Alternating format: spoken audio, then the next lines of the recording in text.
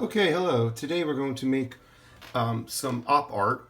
Op art means optical illusion art. So we're going to create a design, an abstract design that kind of looks like cones or some kind of 3D shapes, kind of merging towards the center.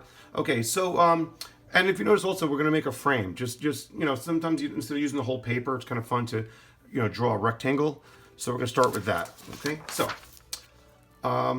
We're going to start, now I already drew the rectangle, but I recommend use a ruler. And we're going to need a ruler from this point on, just to draw the shapes.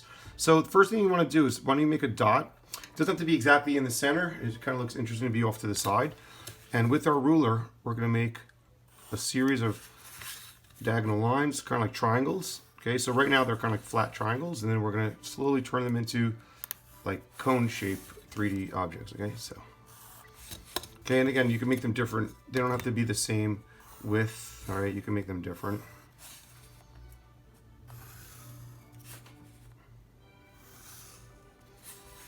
Okay, so again, use your ruler for this. If you don't have a ruler, you can also use the side of a book or a magazine or something straight.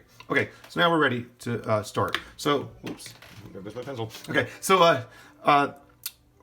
what you want to do now is you want to make a series. You don't have to make too many. And kind of space them out. You want to make a series of arches. Okay? And then for the next shape, I don't want them to like touch each other. So you're going to go in between. Okay, so you see what I'm doing? In between. You want to make the next shape and let it run off the page. So it looks kind of natural. Don't try to squeeze it in. If it doesn't fit, it doesn't fit. It's fine. All right, so I just start doing that. Again, make sure they don't match. Make sure they're in between each other. Okay.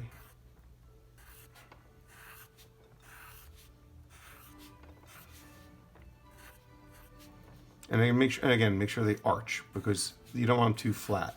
So we're trying to make this look three-dimensional.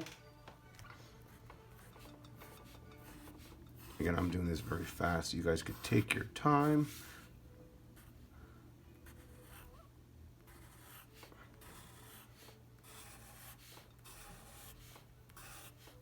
Okay, there we go. All right, and now to shade, to color, it doesn't matter where you start. Here, I'll start with this shape. This is a good shape to start with. I can turn my paper around.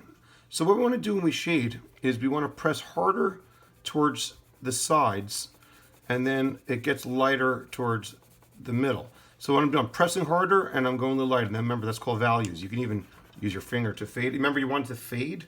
All right, so I'll do the other side as well. So press hard here, and then let it, and I'm going very light. I'm barely touching now, and I can use my finger to fade it. So again, it doesn't take that long to do, but let it fade. Try to again, use your finger.